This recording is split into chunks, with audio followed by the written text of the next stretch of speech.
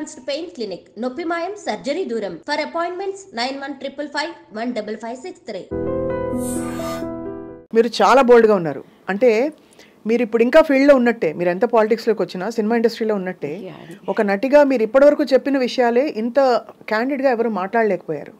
అయ్యో, అంటే అది మీ ధైర్యానికి నిజంగా జోహార్లు. అలా వెళ్ళాలి లేదు అలా కాదు అని అనేది. అంటే మీరేమి ఎవరిని దూషించలేదు, మీ పరిస్థితులు మీరు చెప్పారు, అది చాలా పెద్ద విషయం.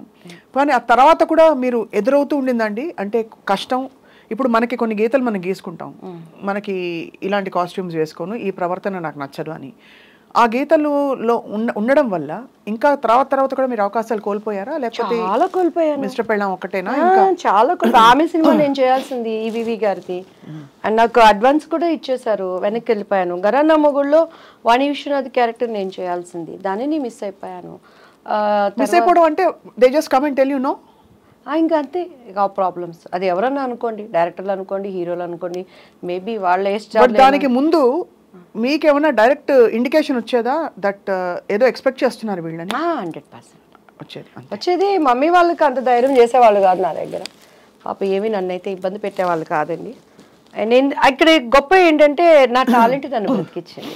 దివ్యవాణి అంటే సింగిల్ టేక్ ఆర్టిస్ట్, అక్కడ లోపం ఉందంటే కెమెరామ్యాన్తో పక్క ఆర్టిస్ట్తో, కానీ నాది ఎప్పుడు.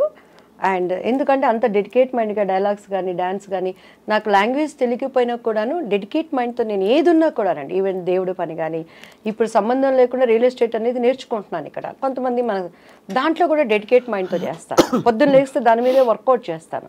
అలా నేనేమి ఎక్కడ బైబుల్ కాలేజీకి వెళ్ళలేదు, బైబుల్ థెరపీలు పొందలేదు. కానీ అక్కడ నిలబడినప్పుడు నేను షికాగోలో చాలా టైం ఇస్తారండి వాళ్ళు, కానీ అక్కడ 1.5 hours 2 hours when God spoke through with me, whole Chicago దేవుడు మాట్లాడాడు అనే విధంగా, అక్కడ హృదయాలకు తాకే విధంగా నేను దేవుడికి పాదాలు పట్టుకుంటాను. అట్లా ఏది చేసినా నాకు తెలియకపోయినా కూడాను దాన్ని తెలుసుకోవడానికి ప్రయత్నం చేసేదాన్ని. అది ఇండస్ట్రీలో నన్ను నిలబెట్టింది. ఎందుకంటే నాకు బాగా చిరంజీవి గారు ఇచ్చిన కాంప్లిమెంట్ అనమాట. 3 సినిమాలు ఒకటే సంవత్సరంలో, పెళ్లి పుస్తకం, ఇద్దరు పిల్లల ముద్దుల పోలీసు, ఎదురింటి మొగుడు హ్యాట్రిక్, హిట్ చిత్రాలు కథానాయిక అని అప్పట్లో ఆంధ్రజ్యోతి వీటిలో వచ్చినప్పుడు చిరంజీవి గారు ఒకసారి ఎయిర్పోర్ట్లో చెన్నై, మా అమ్మగారు వెళ్ళిపోయి తొందరగా వెళ్ళు, నమస్తే చెప్పు, బాగా మాట్లాడు, ఆయన పక్కన నీకు అవసరం వెళ్ళంగానే సార్ నమస్తే అండి అని అన్నారు. సార్ మీతో నేను ఒక్క సినిమా చేయాలి సార్, నాకు సార్ అంటే, నీకేంటమ్మా హిట్ చిత్రాలు కథానాయకువి అన్నారు. నాకు ఆ మాట అసలు ఎంత సంతోషం అనిపించింది అంటే, దాని తర్వాత కొండవీటి దొంగ చేశాం.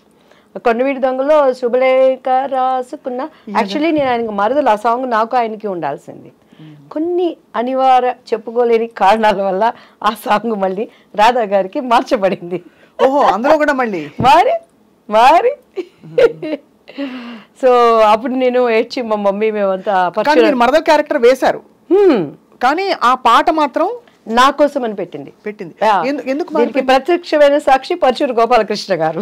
అంటే ముందు చెప్పారు మీకు, ముందు రోజు ఒక సాంగ్ ఉంటుందని చెప్పారు. కొన్ని కారణాల వల్ల ఆ సాంగ్ని మళ్ళీ మార్చేసి రాధా గారికి ఆయనకి పెట్టారు. సో అలాంటి సంఘటనలు ఎన్నో, అలా చెప్పుకోలేనివి కొన్ని ఉంటాయి. చాలా మీరు పోరాడారు అయితే. చాలా నేను పోరాడలే, మా అమ్మ పోరాడారా? అమ్మ అలా నిజంగా కంటికి రెప్పలాగా అమ్మ కనుపాపలా చూసుకున్నారు మిమ్మల్ని నిజంగా, అంతే కదా? అంతే. మీరు ఒక మాట అన్నారు, అంతకు ముందు మీరు చాలా విసిగిపోయారు, బాపు గారు అవకాశం కూడా అలాగే అవుతుందిలే అనుకున్నారు. చాలా అయ్యాయి ఆడిషన్స్, అంటే ఏమయ్యేది ఆడిషన్లో?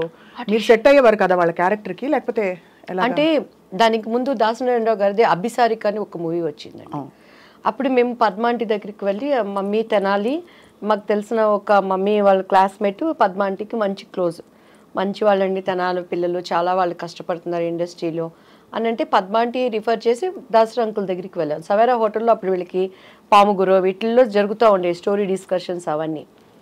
ఏమి చేస్తారు, మాట్లాడేవాళ్ళు, కింద నుంచి పెద్ద చూసారు, ఒడ్డు పొడుగు బాగుంది అమ్మాయి అనేవాళ్ళు, స్టోరీ మంచి క్యారెక్టర్ అండి అనేవాళ్ళు, కొంచెం మీరు బయట కూర్చోండి అమ్మాయితో మాట్లాడతాం అనేవాళ్ళు. మా అమ్మాయికి ఇటు చూసేదాన్ని నేను, ఇంకంతే. ఇంక మా అమ్మగారు బయటకు వెళ్తాను అని అంటే వెళ్ళనిచ్చేదాన్ని కాదు. సో ఆ లోపల వాళ్ళ భావన ఏంటనే అర్థం కాని వయసు నాది అప్పుడు. సో అలా ఇక మా అమ్మగారు నన్ను వదిలిపెట్టేవాళ్ళు కాదు. మొన్న కూడా చౌదరి గారు అని చెప్పని ఒక ఆయన ప్రొడ్యూసర్ కలిసారండి. అప్పుడు అర్జున్ సర్జాతో ఒక మూవీ చేయాల్సింది, శారదాంటి మెయిన్ క్యారెక్టర్. అందులో అంతా డేట్స్ వరకు వచ్చింది, అంతా ఓకే అన్నారు, క్యారెక్టర్ మిస్ అయిపోయింది. కాదు అంటే అంత ఓపెన్గా మిస్బిహేవ్ చేసేవారా?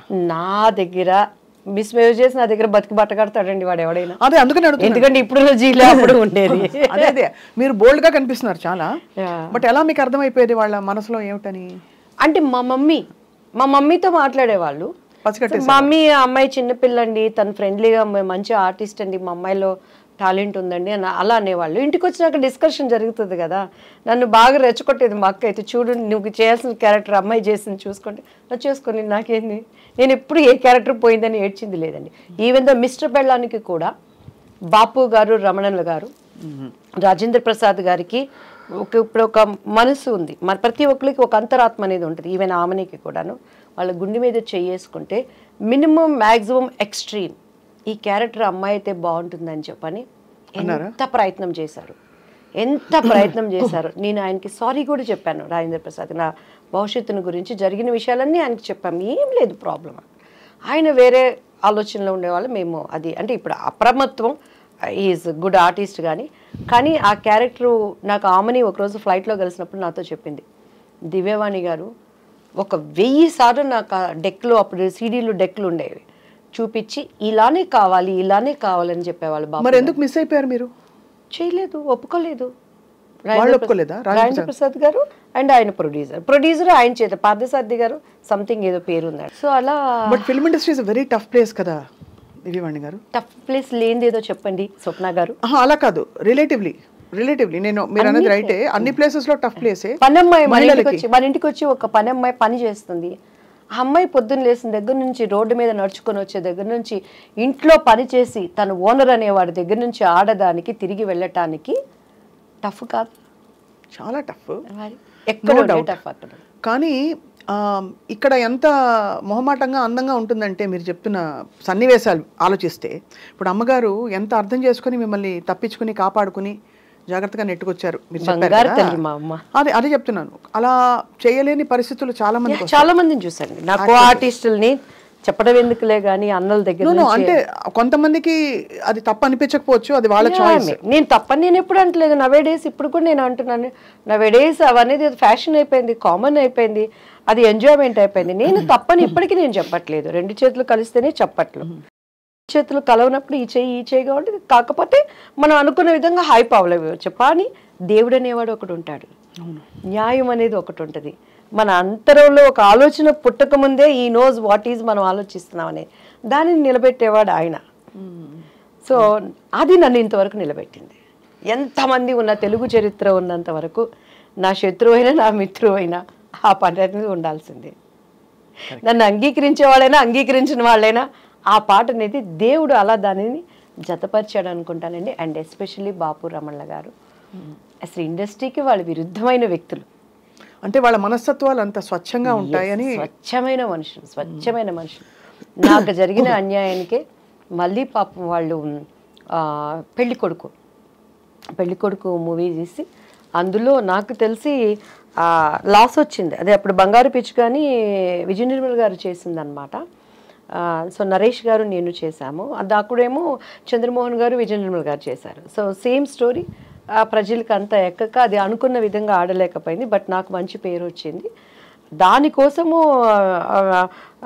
వెంకటరమణ గారు తన పక్కనున్న సైటుకి అప్పుడు ఫైనాన్షియల్ దీనికి బాపు గారు ఇచ్చేశారు. అంత స్నేహబంధం వాళ్ళు అసలు చూస్తే రిలేషన్స్ అనుకుంటాం కానీ స్నేహితులు అనేది చాలా రోజుల వరకు నాకే తెలియదండి. సో అన్నీ ఉన్న విస్తరాకు అణిగి మణిగి ఉంటుంది అనడానికి. అవును, ఇండస్ట్రీలో ఉండే పద్ధతులకి విరోధమైన వాళ్ళు అండ్ నాకు మనసున్న మనుషులు. నేను బాపు గారితో న్యూ ఇయర్ టైంలో ఆటలు కూడా ఆడాను ఆయనతో. మొన్న కూడా రోజా ఒకసారి దుబాయ్లో బాపు గారికి లైఫ్ టైమ్ అచీవ్మెంట్ అవార్డు ఇస్తున్నప్పుడు చెప్పింది, ఒక ఆడది అందగత్తె అంటే ఎన్ని అవార్డ్స్ రివార్డ్స్ వచ్చినా బాపు బొమ్మ అనేది అది ఒక క్రెడిట్. అది దివ్యవాణి కొట్టేసింది. నాకు చాలా జెల్సీగా ఉండేది. ఫుల్ లెంగ్త్ నేను క్యారెక్టర్ ఆయన దగ్గర నేను చేయలేకపోయాను. అఫ్కోర్స్ ఆ తర్వాత నేను అదేంటి ఒక మూవీ చెప్పిందండి ఎన్టీఆర్ గారిది ఏదో, దాంట్లో నేను ఒక సాంగ్ చేశాను నేను అని చెప్పాను. అని అంటే ఆడవాళ్ళంటే అందరూ అందమే, అందరూ బాపు బొమ్మలే. ఎస్పెషలీ బాపు బొమ్మ అంటే ఆయన జనరేషన్స్ ఎంతమంది చేసిన, అవును వాణిశ్రీ గారు వాళ్ళు చేసిన, నా జనరేషన్స్ ఎంతమంది చేసిన, ఆమెని నేను ఎంతమంది, నా తర్వాత జనరేషన్ చార్మి వాళ్ళు మిగతా వాళ్ళు ఎంత చేసినా బాపు బొమ్మ అంటే దివ్యవాణి. అది నా ఇంటి పేరుగా మార్చబడింది కదా, అదే నాకు దేవుడిచ్చిన ఒక ధన్యత అండి. అదే మరి చారెడు బారెడు పిడికెడు గుర్తుందా? పిడికెడు నల్లని కూరలు బారెడు. ఆ జడ పట్టుకున్నప్పుడు మీరు చూడండి, ఆ షార్ట్లో చూస్తే నా కళ్ళన్నీ ఎర్రగా ఉంటాయి అనమాట. అప్పటికే ఒక యుద్ధం అయిపోయేది నా మీద, ఇన్ని నిందలు, ఏడ్చి ఏడ్చి ఏడ్చి షార్ట్ రెడీ అనగానే వెళ్ళిపోయేది అనమాట. మళ్ళీ అట్లా మీ డైలాగ్ మేము వాడేసుకుంటుంటాం, చెంగల్పట్టి శాంతారాం అంటే మీరే కదా. అదోటి అమ్ముకుట్టి అమ్ముకుట్టి మనసిలాయో కిట్టమూర్తి కిట్టమూర్తి తెలుసులే ఓయ్ ఓయ్. అందులో కూడా రమణ గారి ట్యాగ్ ఉంటుందండి ఆ సాంగ్స్. అండ్ అందులో స్వప్న గారు నా జీవితానికి నేను అన్వయించుకునే డైలాగుల్లో ముఖ్యమైనది, అండ్ రాజేంద్ర ప్రసాద్ గారు చెప్తారు ఒక డైలాగు. నేను అక్కడికి వెళ్ళి డ్యాన్స్ నేర్పిస్తూ అక్కడ ఉన్నప్పుడు మంచి చెడులు రాసులు పోసుకొని ఉండవట. అవును, అవకాశము ఉంటే మంచివాడు కూడా చెడ్డవాడుగా మారుతాడు, అవకాశం లేకపోతే చెడ్డవాడు కూడా మంచివాడిగా ఉంటాడు. కస్టమ్స్ అండ్ సుఖమ్స్, ద కాంబినేషన్ ఈజ్ లైఫ్. అంతే.